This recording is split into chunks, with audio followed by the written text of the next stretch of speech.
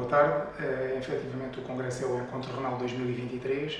que este ano decorrerá no Hotel Porto Palácio, no Porto, entre 16 e 18 de novembro deste ano, portanto 2023. O programa é um programa multifacetado que procura conjugar não só a evidência científica atual em termos da nefrologia, em termos internacionais, obviamente, mas também algumas especificidades, ou traduzir algumas das especificidades que são características do nosso funcionamento, do nosso serviço no Centro Hospitalar Universitário de Lisboa Norte. Aprofundando um bocadinho mais o conteúdo temático do Congresso, devo dizer que vai haver uma conferência inaugural que é algo de inovador no que diz respeito às conferências inaugurais habituais das edições anteriores, em que, contrariando um bocado a tendência de haver um convidado internacional de reconhecido mérito que falará sobre um tema específico, aqui nós procurámos fazer algo de diferente e, aproveitando o facto de termos uma personalidade com impacto social, que também, como é do conhecimento público, tem uma doença renal, é transplantado renal já há alguns anos, e por outro lado, aproveitando também o facto de estarmos na cidade do Porto, convidamos o Dr. Rui Moreira, que é o edil da Câmara Municipal do Porto, e que nos vai fazer uma conferência inaugural, traduzindo um pouco a experiência pessoal, ou seja, falar da doença renal na primeira pessoa, e portanto é algo de inovador relativamente às prévias edições do Encontro Renal. Procuramos também aflorar a doença renal crónica e aqui vamos dar alguma importância ao impacto do exercício físico no manejo do doente com doença renal crónica, na sua qualidade e quantidade de vida, e também focar numa mesa redonda o empoderamento que o doente deve ter, o doente renal crónico, nomeadamente do que diz respeito, por exemplo, à realização de diálise a nível domiciliar. Depois temos outros aspectos que serão abordados, nomeadamente damos alguma ênfase, uma ênfase importante ao papel da inteligência artificial, não só na medicina em geral, como também no que diz respeito mais especificamente ao campo da nefrologia. É um domínio em profunda expansão que nos permite ter alguns algoritmos que nos conseguem acelerar a marcha diagnóstica e até avaliar o impacto de algumas armas terapêuticas. Temos também mesas dedicadas mais especificamente a algumas áreas que estão a ser desenvolvidas no nosso serviço, como por exemplo dedicadas à nefrogenética. Atualmente o campo da genética é um campo em permanente expansão na nefrologia e, portanto, vamos ter aqui algumas luzes sobre as indicações, sobre as vantagens, sobre algumas das limitações da aplicação da genética na nefrologia e também de algumas armas terapêuticas no campo da nefrogenética e que são utilizadas atualmente no tratamento de algumas doenças genéticas em nefrologia. Por outro lado, também vamos dar relevo à imunonefrologia, que é um campo em franca expansão no nosso serviço,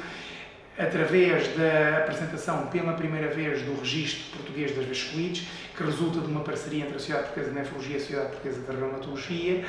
e também sobre algumas das armas diagnósticas, laboratoriais e clínicas no diagnóstico das vasculites de pequenos vasos, através do professor Alan Salama, que é uma entidade de referência a nível mundial no campo das vasculites. Temos também algum aporte em termos de transplantação renal e preocupa-nos, portanto, o prolongar da vida do transplante, portanto, algumas armas que possamos utilizar na melhoria da atividade funcional do transplante e, por outro lado, também para colmatar um pouco a disponibilidade de rins face ao contingente de doentes que necessitam de um rim para serem transplantados, vamos focar um papel que é promissor, ainda agora recentemente saiu um artigo nesse campo, da xenotransplantação. E, portanto, estas são algumas das áreas temáticas que vão ser afloradas. Obviamente também vamos ter aqui uma parceria intensa com a medicina geral e familiar, uma vez que é absolutamente crucial na melhoria do diagnóstico e até do tratamento e da referenciação do doente nefrológico. É aqui absolutamente crucial o papel do médico de medicina geral e familiar, porque são eles que, obviamente, orientam e seguem a generalidade da população. E, portanto, estas são, posso tentar aqui esquecer de um ou de outro pormenor, as áreas basilares que vão ser afloradas no Congresso Português de Nefrologia. E depois, para culminar, vamos ter uma mesa redonda muito importante, que impacta no futuro da nefrologia. Ou seja, a nefrologia é uma especialidade que tem algumas características, como todas as outras, e temos que procurar quais as estratégias e os mecanismos de melhorar a sua atratividade, ou seja, de tornar a especialidade mais apelativa. E, portanto, temos uma mesa redonda em que participarão o Presidente do Colégio da Especialidade de Nefrologia, da Ordem dos Médicos, o Presidente da Sociedade Portuguesa de Nefrologia, a atual Presidente da European Renal Association, da ERA, a professora Roser Torra, e o Presidente também da Sociedade Brasileira de Nefrologia, o Dr. José Moura Neto, que é uma pessoa que tem muita experiência até internacional, até em termos dos Estados Unidos, relativamente ao domínio da nefrologia. E, portanto, estes são, em traços gerais e de uma forma algo resumida, os pontos principais que vão ser abordados no Congresso Português de Nefrologia. Acresce também que vamos ter uma sessão dedicada a um projeto que foi implementado a nível nacional, mas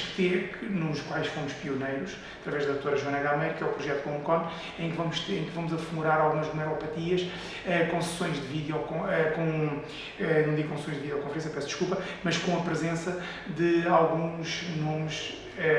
que são importantes, e que vão estar, portanto, em videoconferência essas mesmas pessoas e, portanto, que vão falar sobre algumas das patologias mais quentes em termos de doença glomerular. A nefrologia portuguesa é reconhecida a nível internacional pelo seu desígnio clínico, que é de excelência. No entanto, nós temos que ir um bocadinho mais além. E, portanto, eu acho que a área científica de investigação deve ser cada vez mais aprimorada, deve ser cada vez mais incutida nas pessoas mais jovens da nefrologia, nomeadamente nos internos,